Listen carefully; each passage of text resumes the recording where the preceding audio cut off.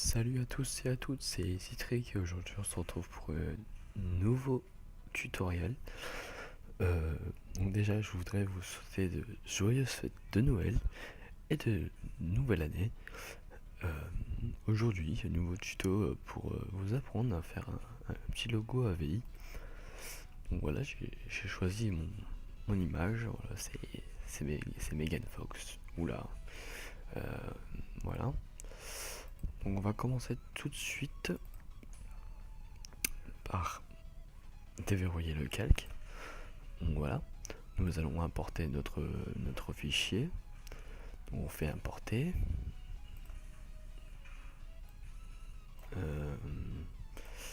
Alors, hop.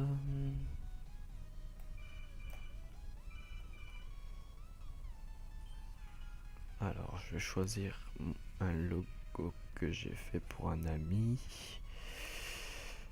Alors, où est-ce qu'il est? Je pense qu'il est sur le bureau. Je suis pas sûr. Non. Pardon, excusez-moi pour l'interruption. Où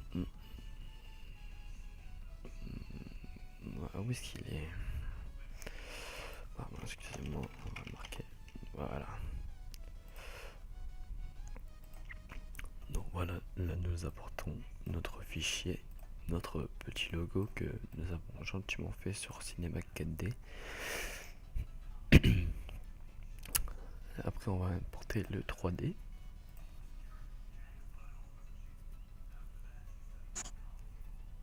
Alors, où est-ce qu'il est? Excusez-moi, hop, c'est le 3D PNG, voilà. Ensuite, nous allons pixeliser les deux calques. Donc on fait clic droit sur l'image. On fait pixeliser les calques. On fait pixeliser le calque. Donc voilà, pour la baguette magique, on sélectionne le noir, on fait supprimer, on sélectionne le 2D, on supprime, et là nous allons nous retrouver face à notre logo. Donc voilà. Ensuite, vous allez faire CTRL, vous restez appuyé sur CTRL.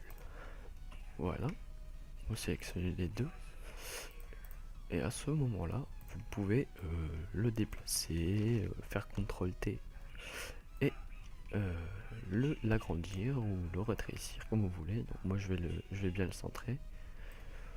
Voilà. Ensuite nous allons dupliquer le calque en faisant CTRL J. Donc voilà, on va faire 3 fois. Nous allons mettre un ici, donc un entre les deux. Ensuite nous allons rester appuyé sur Alt, pardon. On va appuyer dès qu'il y aura le petit carré avec la flèche. Nous allons cliquer, voilà, comme ceci. On va déjà mettre le 2D.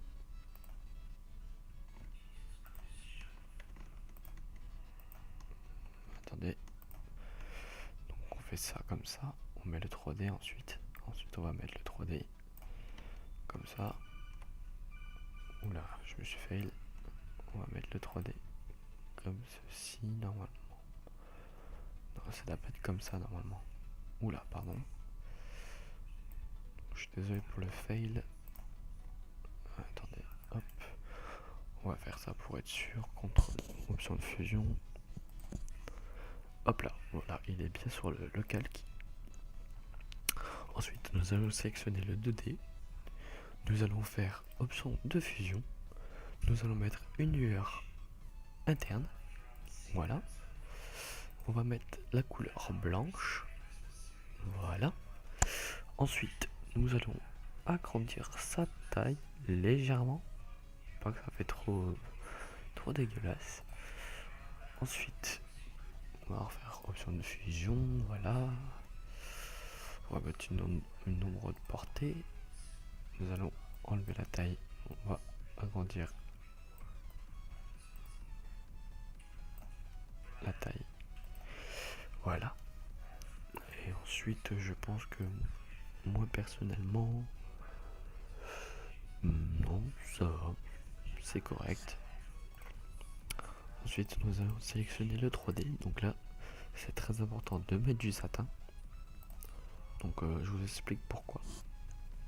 C'est pour en fait que le 3D il ressorte en noir, là comme ça. Sauf que là je sais pas pourquoi ça ne le fait pas. Parce qu'il n'y a pas de noir. Certainement. C'est certainement, pardon. Peut-être parce que j'ai pas augmenté l'opacité. Attendez. On va faire un truc.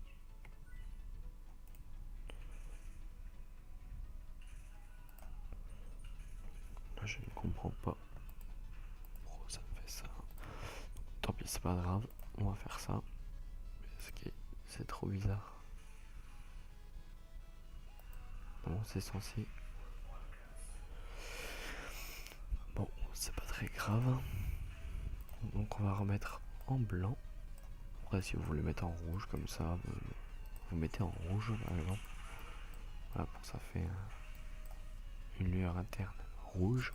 Donc des contours assez floutés. Donc là, on va remonter la taille. Voilà. Donc si vous voulez par exemple mettre votre logo en pour que ça fait un beau logo. Exemple, je vais par exemple aller dans filtre, non, dans image, dans mode, et je vais mettre niveau de gris. Et là je mets fusionner, supprimer, et voilà. Là nous avons une image en blanc. Mais c'est pas ce que je voulais faire. Je voulais sélectionner le plan arrière. Nous allons dans image, mode, niveau de gris, fusionner, supprimer. Oula, comment ça se fait? Je ne comprends pas. Alors, des images, niveau de gris, fusionner. Donc normalement c'est censé... je vais rester sur ce calque là. Attendez, excusez-moi pour le bug encore une fois, supprimer. Bon, c'est pas très grave, normalement c'est censé mettre l'image en gris, en noir et en blanc et en gris quoi. Et là ça reste en couleur en fait. Donc voilà. Donc ensuite on va ouvrir un pack GFX pour que ça fait un peu plus beau on va dire. Pour mettre des couleurs, etc. Donc, où est-ce qu'il est, le petit coquin?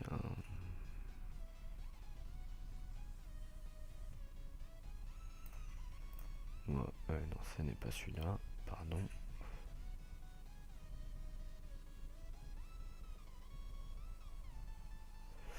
Alors, où est-ce qu'il est? Je ne trouve plus. Je ne trouve plus cette petite... ce petit pack GFX. Ah, je l'ai trouvé, voilà. Donc c'est l'exclusif GFX Pack SV2 by Color GFX.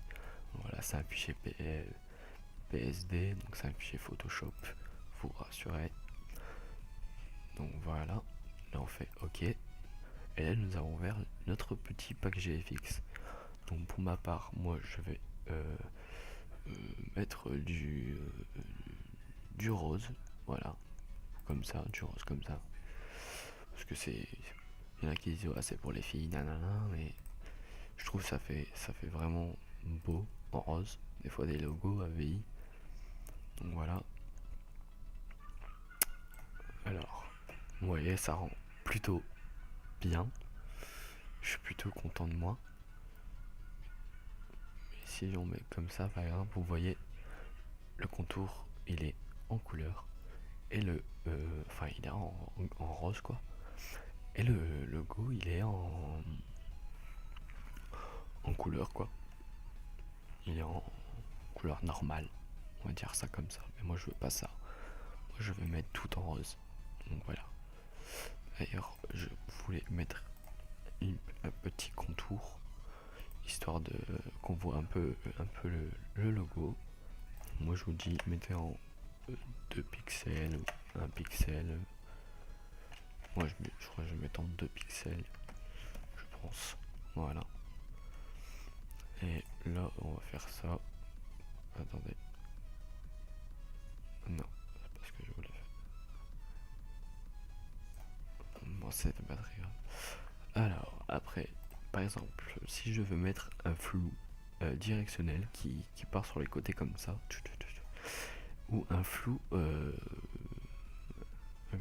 normal quoi. Nous allons dans le filtre, nous allons dans atténuation, dans soit flou directionnel, soit flou gaussien. C'est à vous de choisir, ça je vous laisse choisir. Donc si vous voyez, normalement c'est censé mettre du flou. Si ça fonctionne bien sûr. Ah, je crois que je me suis fait un coup. Donc voilà. Là, oui, vous voyez bien qu'il y a un flou directionnel. Mais je vais plutôt mettre un flou directionnel, mais pas trop élevé, je pense. Sinon, ça fait pas très beau. Donc, je vais mettre en. Moi, d'habitude, je mets en 10 ou 5, ça dépend. En 7 pixels, c'est très bien.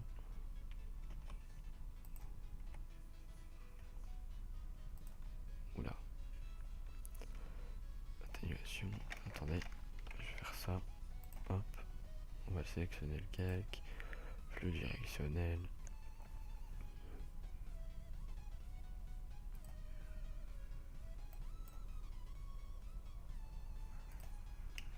Oula. On va faire ça. Bon, c'est pas très grave. Attendez. On va faire ça. Comme ça. On va sélectionner filtre, atténuation, flou directionnel. Donc voilà. Là vous voyez bien que si par exemple je mets en 1000, par exemple 140, vous voyez pratiquement rien. Donc, pour ma part, je mettais un petit flou en 11 pixels. Voilà, comme ça c'est très bien. Et il y a aussi un petit truc que je vous conseille, c'est de prendre l'outil pinceau et de sélectionner la couleur rose par exemple. Rose violet. Après là vous augmentez l'épaisseur, histoire de avoir à peu près un gros truc. Non, pas trop quand même. Comme ça c'est très bien. Donc pour ce faire, je vais créer un nouveau calque. Je vais faire ça comme ça. Ensuite je vais baisser un petit peu l'opacité comme ceci. Bon voilà. Vous pouvez faire aussi juste un truc exemple. C'est juste comme ça. Vous pouvez sélectionner, donc vous supprimez. Et par exemple si j'ai envie d'avoir un fond d'image,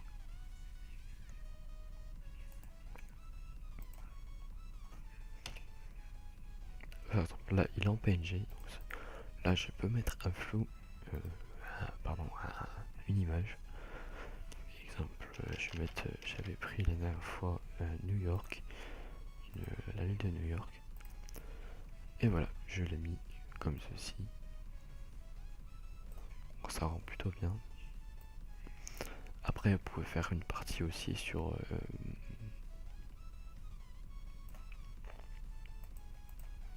comment ça s'appelle. Ça, je sais que beaucoup de youtubeurs, etc., graphistes et GFX utilisent